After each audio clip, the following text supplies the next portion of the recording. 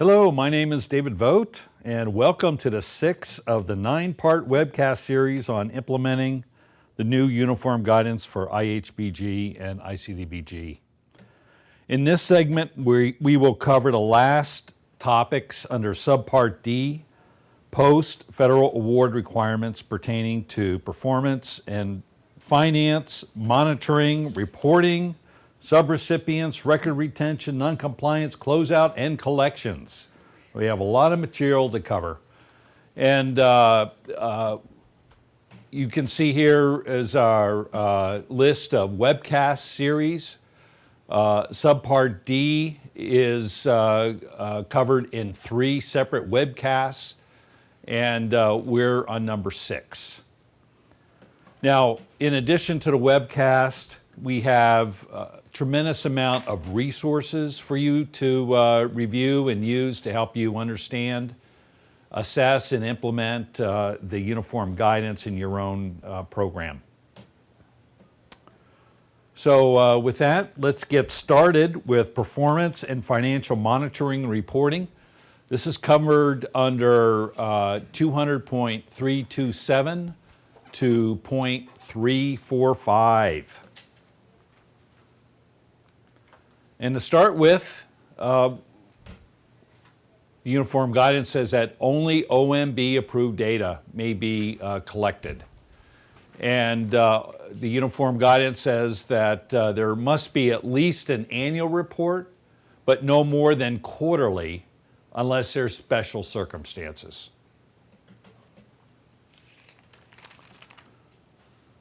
Going on to .328A, it's very clear, it's explicit that the recipient is responsible for the oversight of their program, and that they must monitor compliance, but also performance.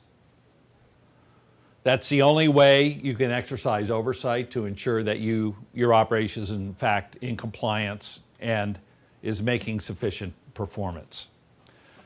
And that monitoring must be comprehensive. It must cover each program, function, and activity, and includes any sub-recipients that you may involve in your program. We're going to be talking quite a bit more about sub-recipients.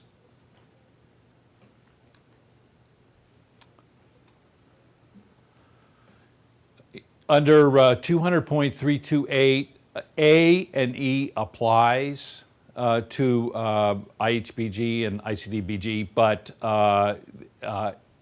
B through F does not apply.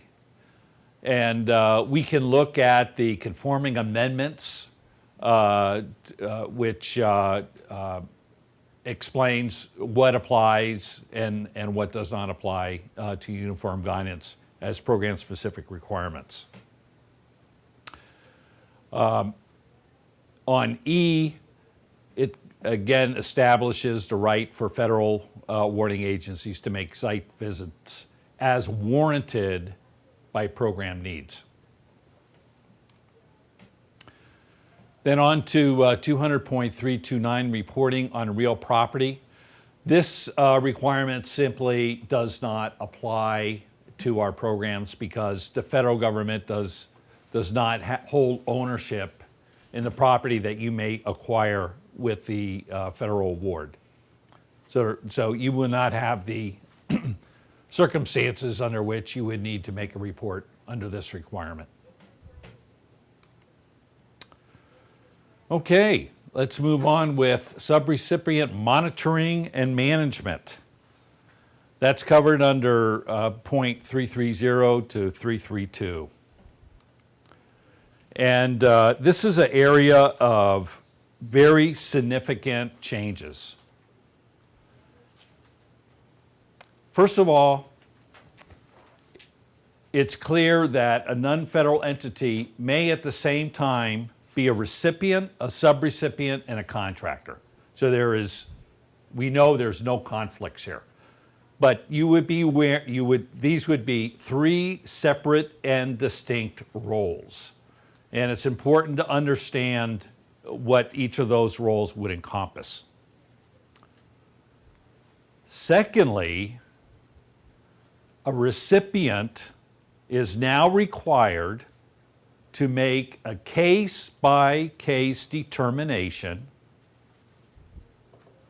whether each agreement it makes casts the party receiving the funds in the role of either a subrecipient or contractor. There's no third option. So must make a case-by-case determination. Now, when you must do something as a recipient, you must be able to document that you did that.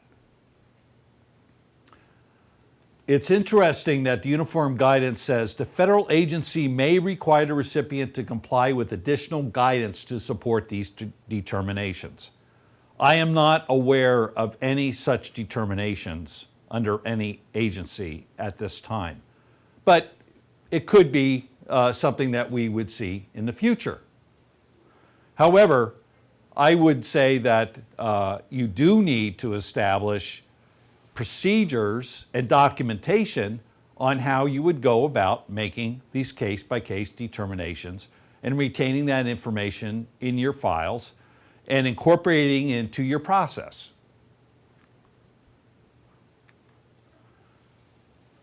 Now, we can offer you a resource for that. Through the COFAR, there's a very nice form here. It's 4 pages. It takes you through the decision-making process. There's places to make notes and also for signatures for the person making the decision and a signature for the person approving that decision. And so you might look at this as a starting point for developing your own form and integrating it into your procedures. Here is a link to access this form. It's a sample. There's no requirement to use this. It's just a tool for you to consider use.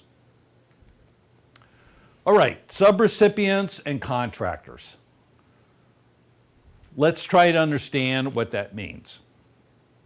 Okay, a subrecipient is one that receives a subaward. The purpose of a subaward is to carry out a portion of the federal award. Simple enough. Well, what is a subaward? It means an award provided by a pass-through entity to a subrecipient. So the grant is received by the recipient. A portion of that is passed on to a subrecipient for the purpose of carrying out part of the federal award received by the recipient, in this case referred to as a pass-through entity. Okay, that helps a little bit.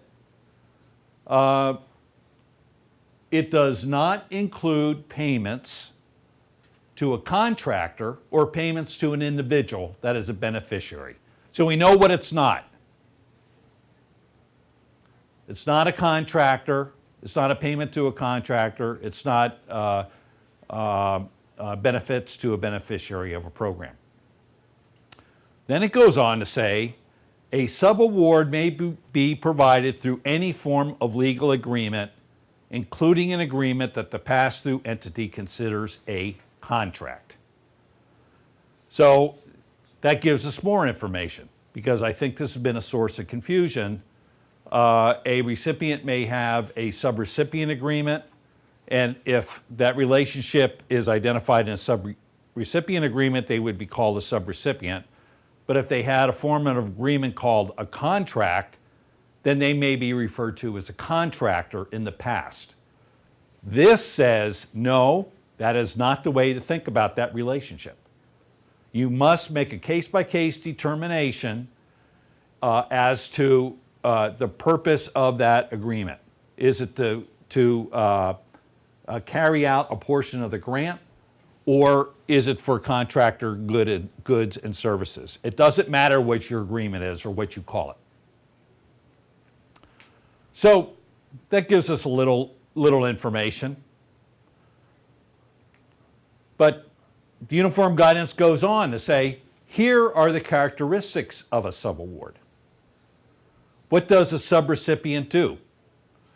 Well, they might determine who is eligible. The performance of the subrecipient is related to objectives of the federal program.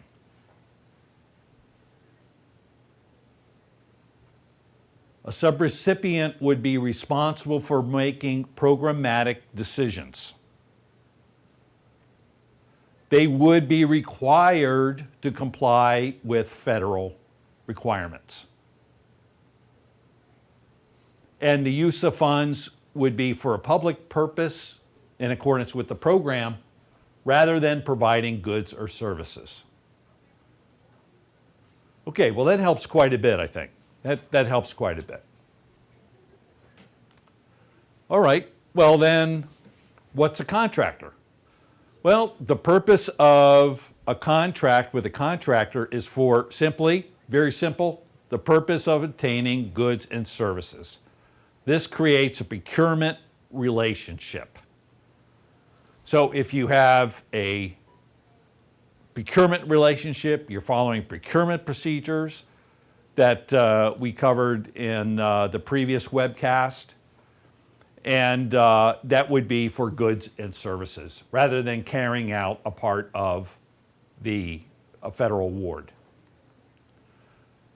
And we're provided with characteristics of a contractor. Provides goods and services within normal business operations. That's what they do. And they do that for lots of different people. That's their business.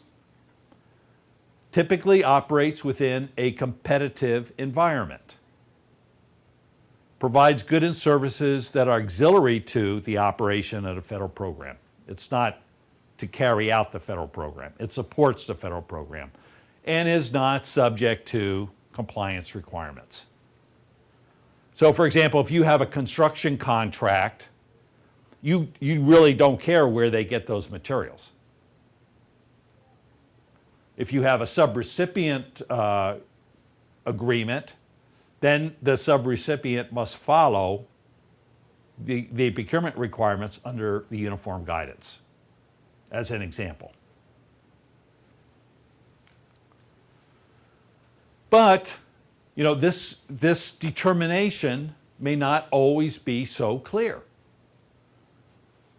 And I think it's important to point out, going back to the first slide in this series, is that an entity may be a recipient, a subrecipient, and a contractor all at the same time under different contracts or agreements. So you may find under this current guidance then is that you need to break out your legal documents with those entities and find that some of the things, some of your relationship with that entity is for goods and services as a contractor, and other things fall under a subrecipient type of a relationship. In any case, 330C says you must use judgment in classifying each agreement as either a subaward or a procurement contract. And the substance of the agreement is more important than the form. In that, all the characteristics of a subrecipient or a contractor may not be present. So it's a matter of going through, understanding what the requirements are, going through your process to make that determination and documenting that. And that's exactly what this sample form does for you.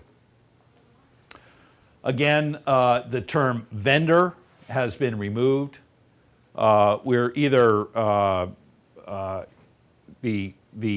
your partner here is either going to be a contractor or subrecipient.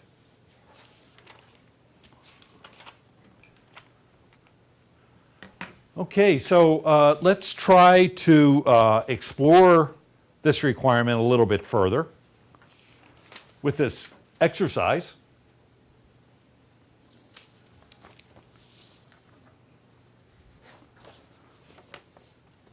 The Elk Hill Housing Program is constructing their first rental housing project. They think having maintenance performed by another entity would be the best approach to maintain the project.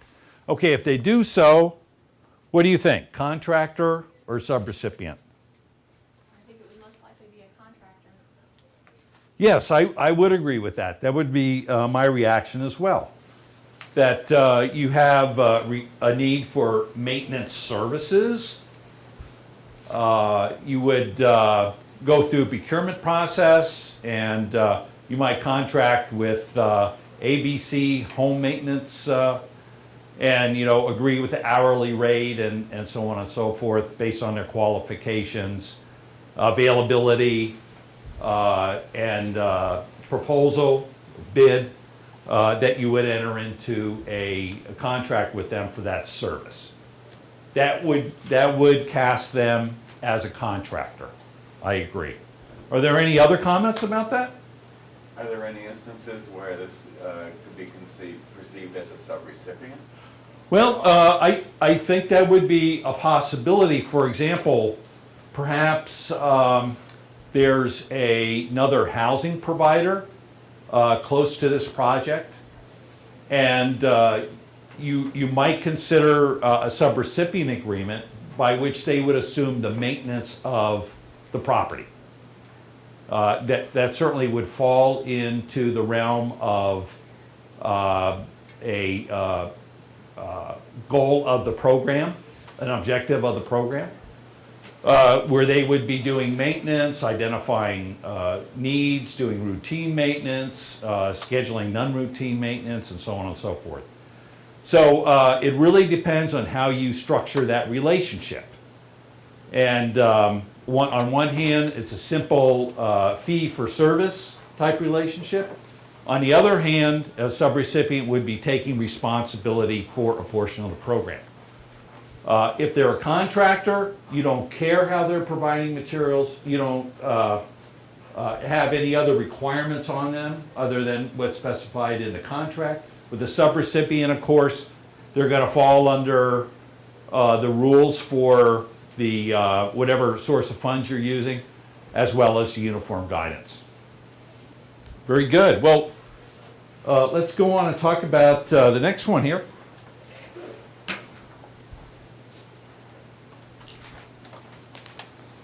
The First People's Housing Department is expanding their operation by providing housing in a remote region of their service area.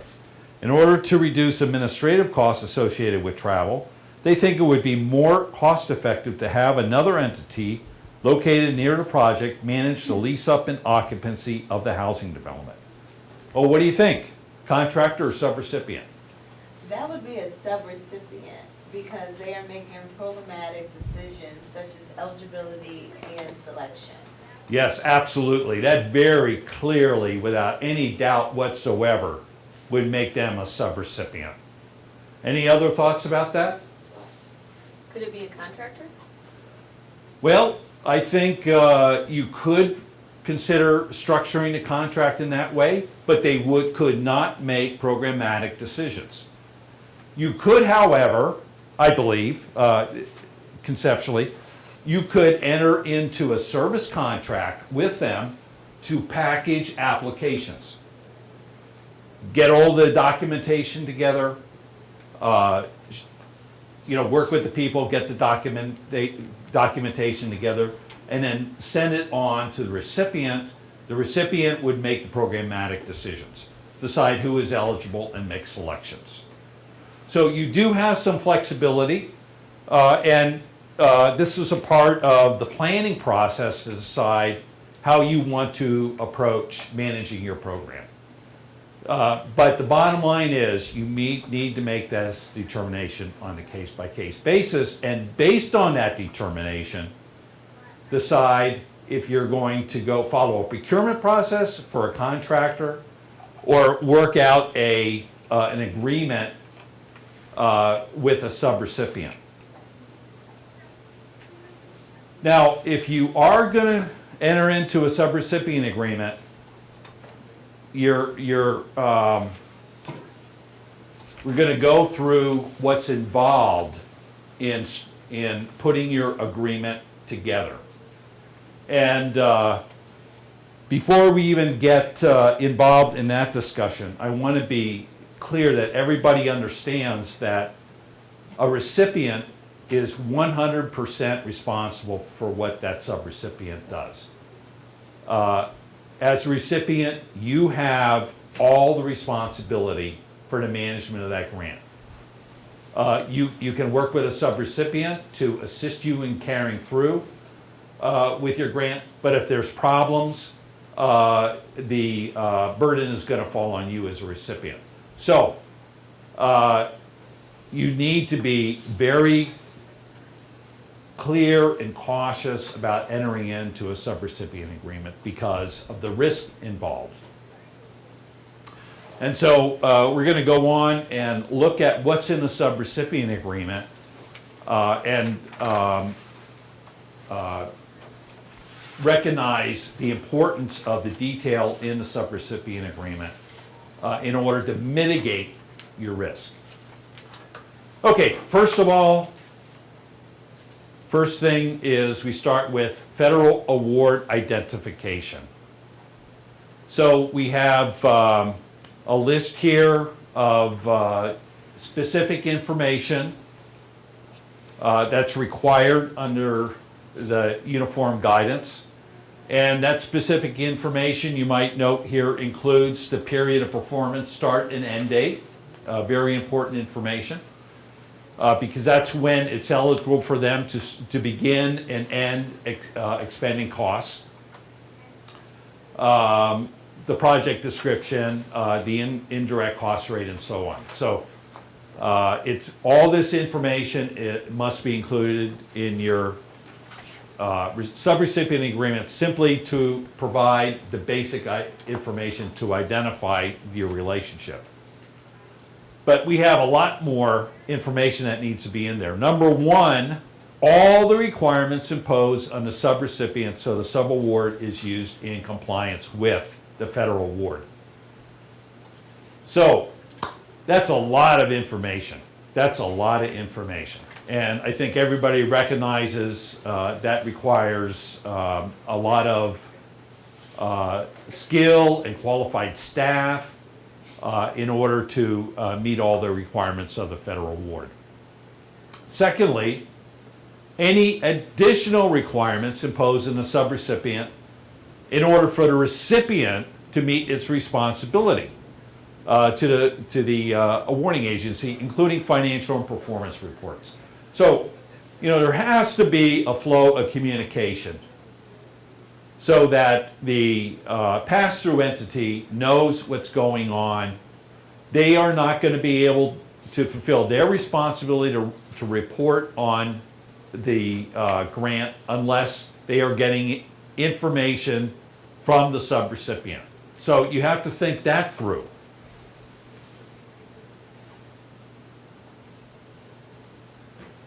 Indirect cost rate. Now you have three options for indirect cost rate. It can be negotiated, or it can be already established with an approved rate, or we have something new here, de minimis indirect cost rate, 10%.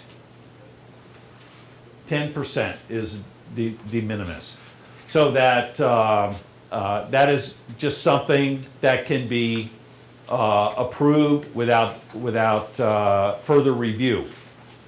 It's interesting, just an aside here, because we'll be covering indirect cost rates later.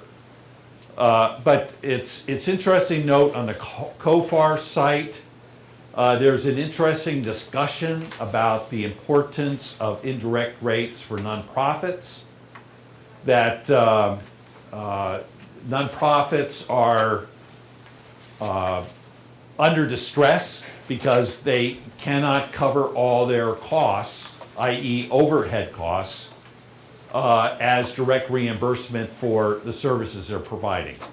And so, it's very clear they're saying, we need to support our nonprofits, and we rely on them, and the indirect cost rate is something that is an authorized and needed cost.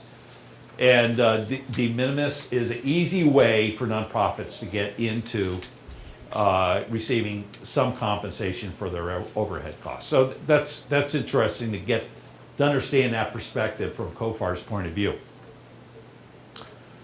Although the indirect cost rate is not required, it's simply here as an option. Whatever it is needs to be incorporated in your sub-recipient agreement.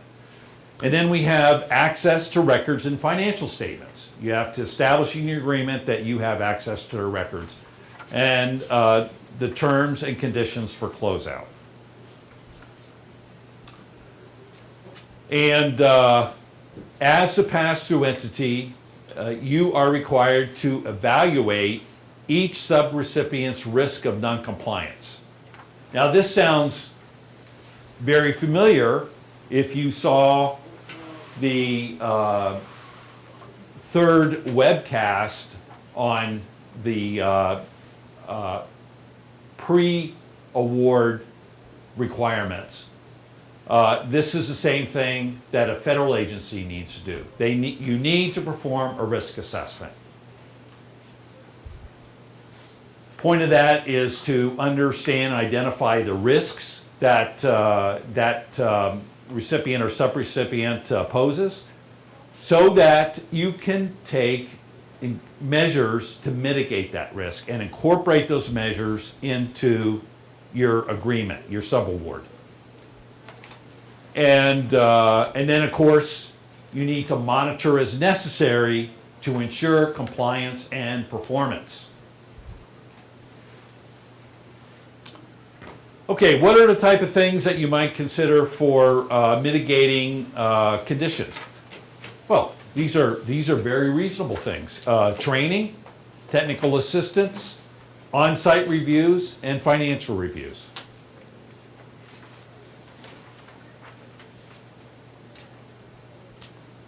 You also, as a pass-through entity, you need to ensure that your subrecipient obtains their audit. If so required, we'll have a separate webcast on audit requirements. Also, you may need to adjust, the recipient or pass-through entity may need to adjust their records because of a change in records of the subrecipient. Those changes need to come back up to the recipient, and then, if they're significant, be passed on to the federal agency. And then also, in unusual circumstance, you may need to take enforcement action due to noncompliance. And of course, we have our own guidance in NAHASTA for remedies for noncompliance under subpart F, 1000 subpart F, the regulations for IHBG.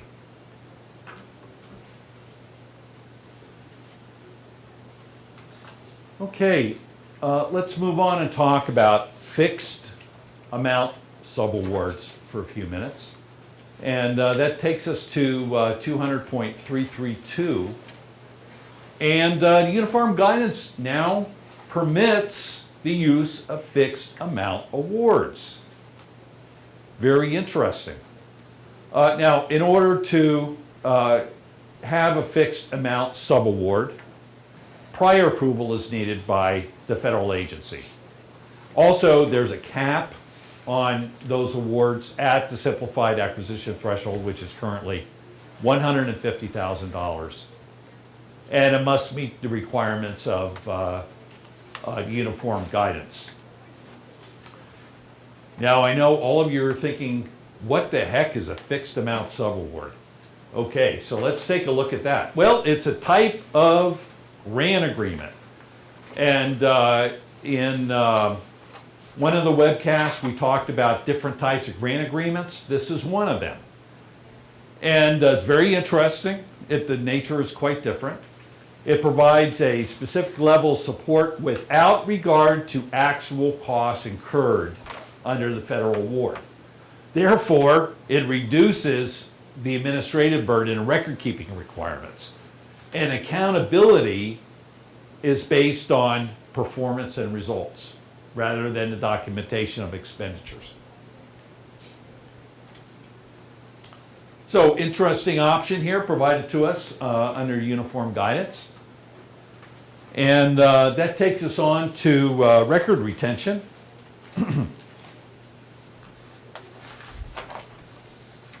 And record retention and access is covered under 200.333 to 337. Well, first of all, IHBG has its own program-specific requirements for record retention, and that's under 1000.552. However, ICDBG is under the uniform guidance, and the general rule is the record retention period is 3 years. That sounds simple, right? Okay. Starting when? That's the question. 3 years starting when? Okay. Typically, it's going to be 3 years from the date of submission of the final status and evaluation report. But there are special circumstances. For example, if there's litigation, claims, and audits, you have to retain those records until those issues are solved. Also, when notified in writing by the federal agency, and if there's disposition of property or equipment, it's 3 years after disposition. Also, when records are maintained by the federal agency or pass-through entity, and if there's program income involved and reported after the period of performance, the retention period begins at the end of the fiscal year in which the program income is earned. So a few exceptions here. And then we come to if there's indirect costs involved. It begins after the date of submission for negotiated rates and begins at the end of the fiscal year if it's not submitted for negotiation.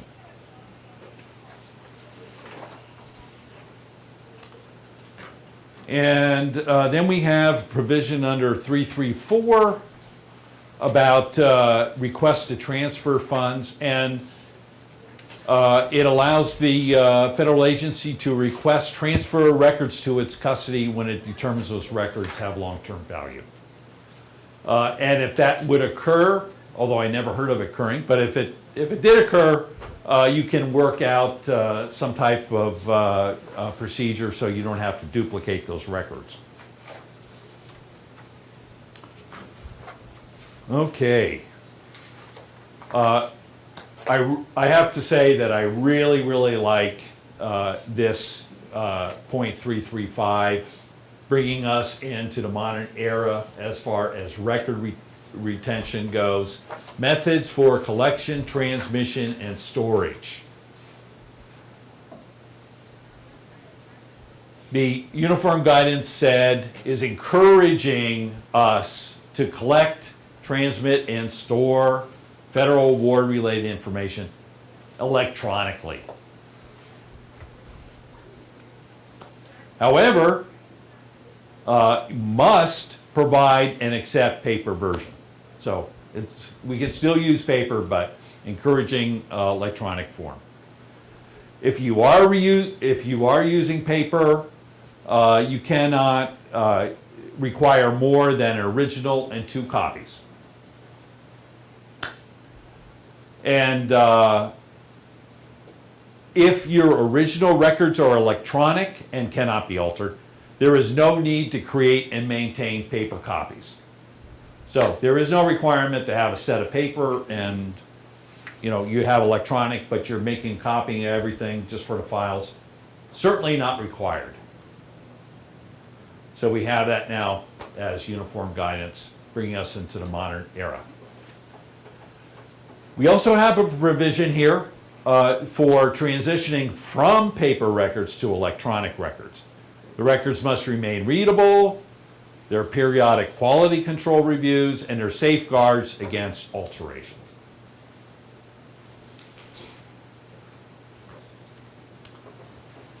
Okay, access to records, point 336.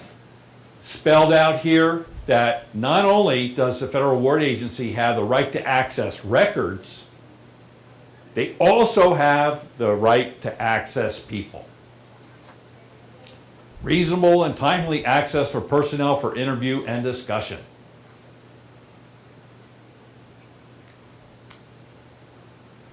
However, only under extraordinary and rare circumstances would the identity of crime victims be released to protect sensitive information.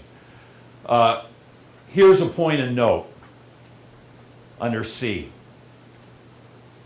We reviewed the retention period. If you want to retain records longer than the retention period, as we just reviewed, you can do so. There's no prohibition from doing that. But there's right to access any records as long as they are retained. So if you have the records, they can be, they're available for access under uniform guidance.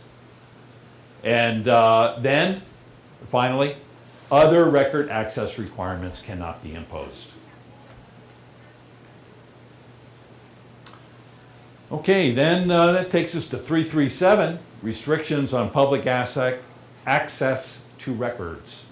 And we have something that's called PII, personally identifiable information. That information is exempted from the Freedom of Information Act. More information about the Freedom of Information Act. It does not apply to records that remain under the non-federal entity. It does apply to the federal entity and any records the federal entity has that they may have received from the non-federal entity. The only exclusion for records that need to be available through the non-federal entity is for intangible property, intellectual property, for example. But I don't believe anyone is involved with that in our programs here at ONAP. Okay, so now that brings us to remedies for noncompliance. And that's covered under point 338 to 342. Okay, this is not applicable to IHBG because we have program-specific requirements that speak to noncompliance. And program-specific requirements are followed, and you don't follow the uniform guidance unless your program-specific requirements do not provide the required guidance on that topic. It does apply, however, to ICDBG. And this enables the federal entity to impose additional conditions if there is a problem with noncompliance. Let's take a look at what those special conditions might be. Temporarily withhold payments, disallow costs, suspend or terminate the award or portion of the award, initiate suspension or debarment proceedings, withhold further federal awards and other legal remedies. Of course, that would all be last resort, and rarely would that be necessary in order to resolve a problem. Okay. And that brings us to closeout, post-closeout adjustments, continuing responsibilities and collection amounts due. This is the last section of Subpart D, and it's covered under point 343 to 345. And actually, both IHBG and ICDBG both have their program-specific requirements having to do with closeout. So we can move on from there. We do need to point out post-closeout adjustments. The closeout of a grant, federal award, still does not end the relationship. There's still obligations here. For example, the need to disallow costs or recover funds if under an audit or other review it's found that there were ineligible expenditures. And there is a time limit having to do with that process for the record, under the record retention period. The obligation to return any funds due as a result of later charges or transactions such as an adjustment to the indirect cost rate or information disclosed in the audit. Also, property disposition requirements and the record retention requirements. They are all ongoing responsibilities.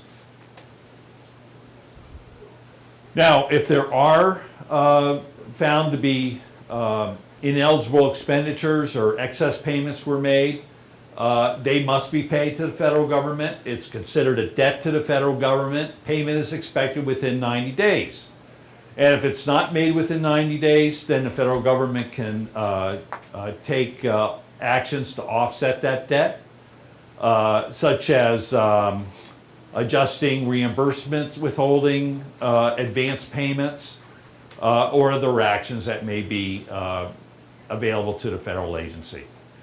And also, the federal agency can charge interest payments for overdue payments as well. Well, that concludes our presentation on Subpart D. I invite you to review the uniform guidance and the tools that are available to you in conjunction with the webcast. Thank you for joining us today.